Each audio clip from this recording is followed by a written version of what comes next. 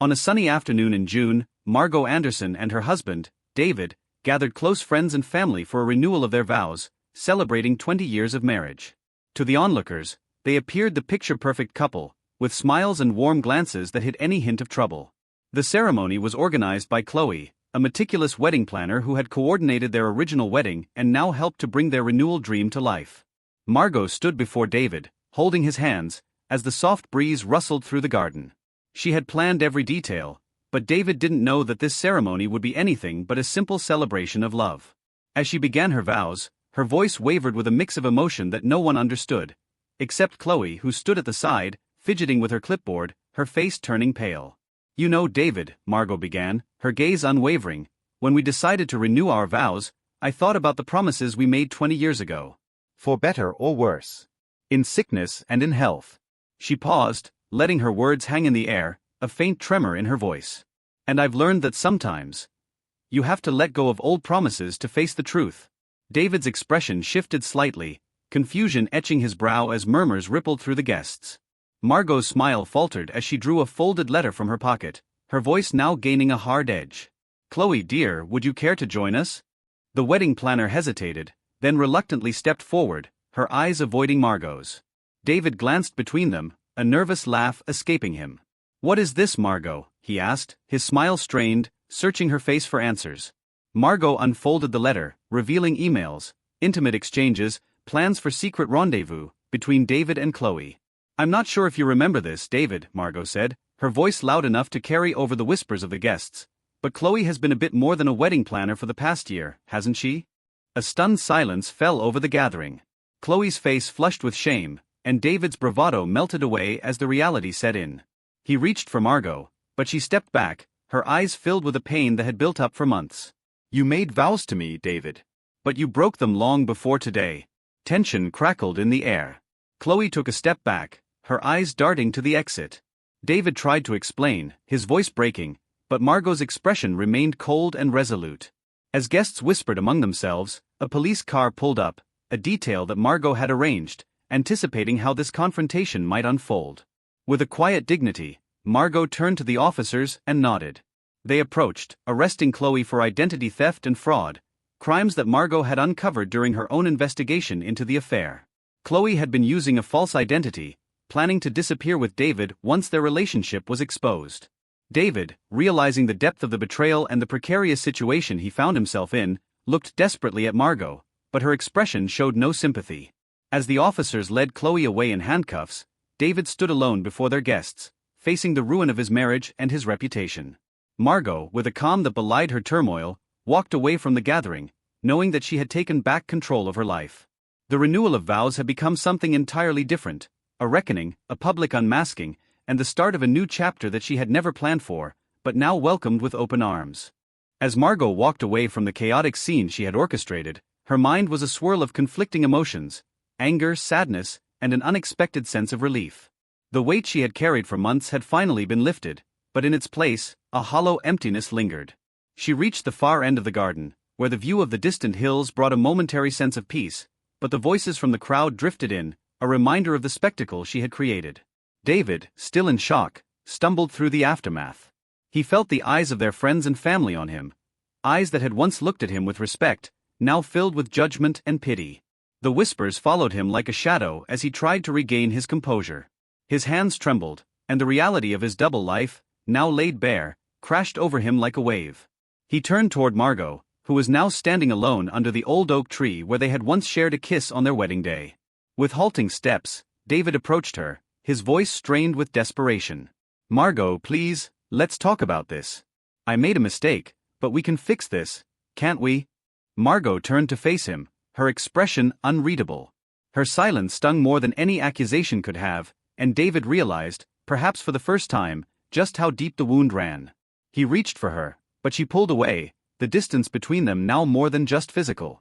"This wasn't just a mistake, David," she said, her voice barely above a whisper, but cutting through the air like a knife. "It was a choice. Over and over again, you chose her. You chose lies."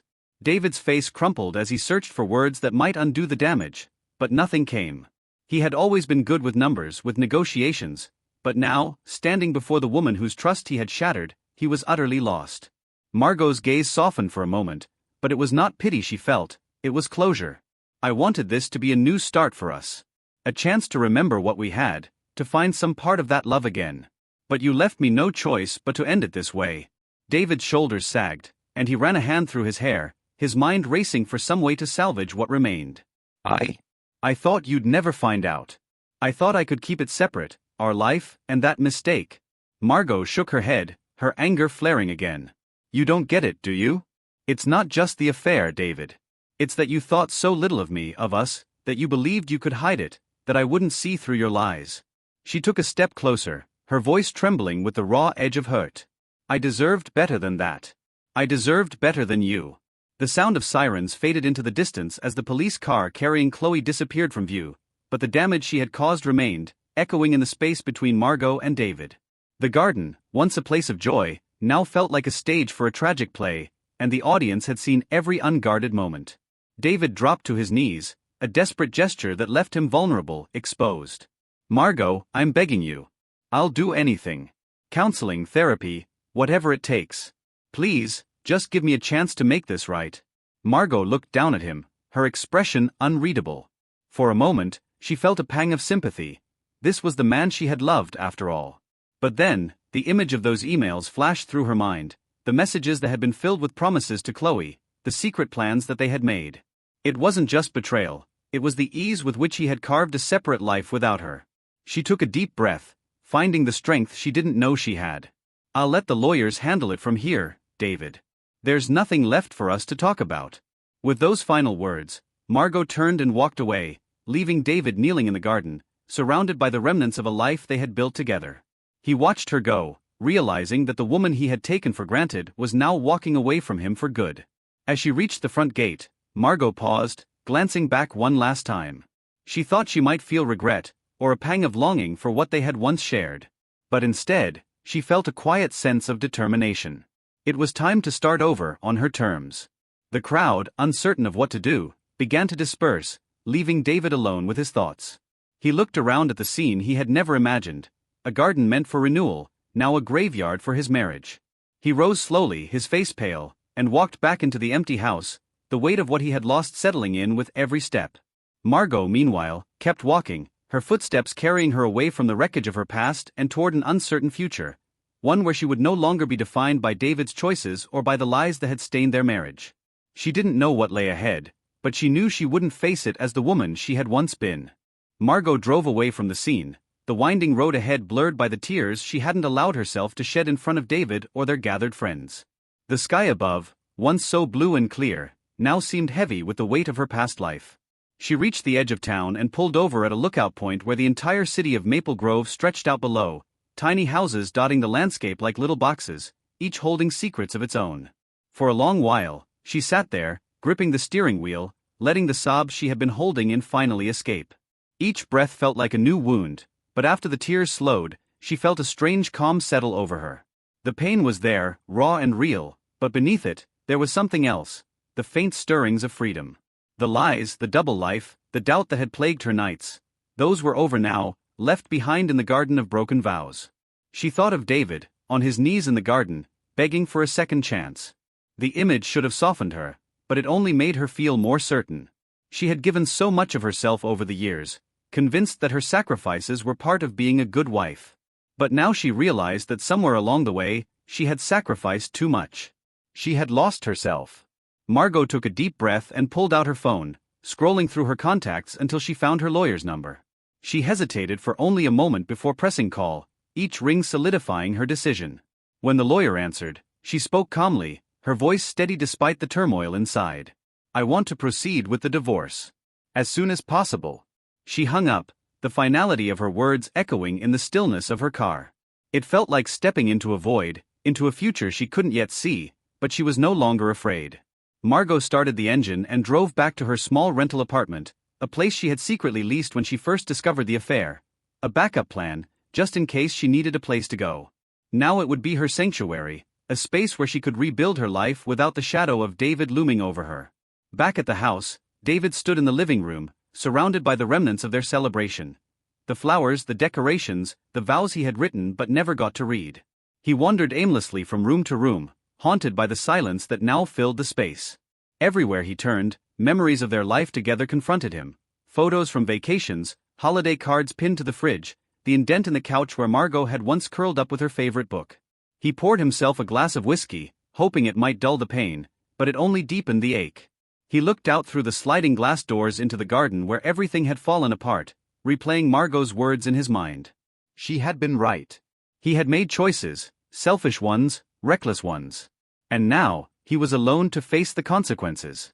As he took another sip, David's phone buzzed with a message from Chloe's lawyer, a reminder that there would be no escape from the legal fallout of their affair. Chloe, who had once seemed like an exciting escape from his mundane life, was now a reminder of everything he had thrown away. In that moment, David finally understood the gravity of what he had done. It wasn't just the betrayal of his marriage, it was the way he had betrayed himself, letting greed and desire lead him to ruin. He sank into a chair, cradling his glass, realizing that the woman he had tried to keep in his life, to win back, was already gone. Margot wasn't coming back.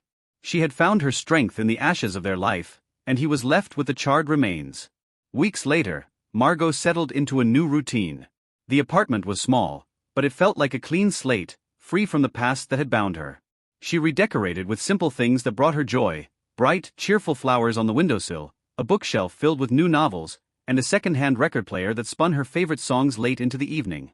She found herself rediscovering things she had long set aside: her passion for painting, her love of long walks by the river, and the quiet pleasure of a morning coffee, undisturbed by anyone's expectations. Life wasn't easy, but it was hers again. One cool autumn morning, she received the official divorce papers in the mail. Margot sat at her small dining table, reading through them with a sense of closure that she hadn't expected. When she reached the end, she signed her name with a steady hand, feeling as though she had turned the last page of a long, painful chapter. David, on the other hand, struggled to adjust to the emptiness that filled their home.